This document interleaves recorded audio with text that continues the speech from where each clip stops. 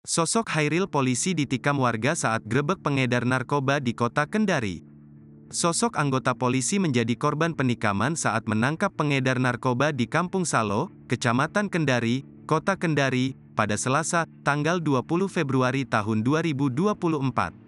Sementara itu, Kabid Humas Polda Sultra, Kombes Pol Iis Kristian yang dikonfirmasi tribunnews.ultra.com membenarkan tentang kejadian penikaman anggota tersebut.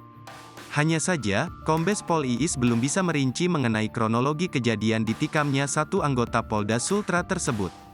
Diketahui korban yang mengalami penikaman bernama Hairil, personel Subdirektorat 1 Ditres Narkoba Polda Sultra. Ia mengalami luka tusuk. Hairil ditikam usai dikepung warga, diduga melindungi pelaku. Korban pun usai kejadian dilarikan ke RS Bayangkara Kendari untuk mendapatkan perawatan medis. Sebelumnya diberitakan Kepolisian Daerah Sulawesi Tenggara, Polda Sultra, dikabarkan sudah melakukan penangkapan terhadap pelaku penikaman anggota polisi. Terlihat anggota berpakaian lengkap menggerebek salah satu rumah di lokasi tersebut. Pantauan tribunnews.ultra.com sekitar pukul 16 WITA, 4 mobil Brimob nampak melintas di Jalan Pembangunan, dan Jalan Dr. Muhammad Hatta. Setelah ditelusuri, mereka ternyata akan melakukan penangkapan terhadap pelaku penikaman anggota polisi. Salah satu warga yang ditemui di lokasi mengatakan pelaku sudah ditangkap.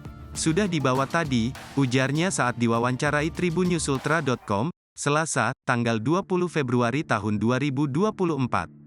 Sementara itu, sumber internal tribunnews.ultra.com membenarkan terduga pelaku sudah ditangkap. Anak remaja pelakunya, tuturnya. Ia mengatakan saat ini terduga pelaku sudah diamankan di Mako Polda Sultra. Download Tribun X sekarang, menghadirkan lokal menjadi Indonesia.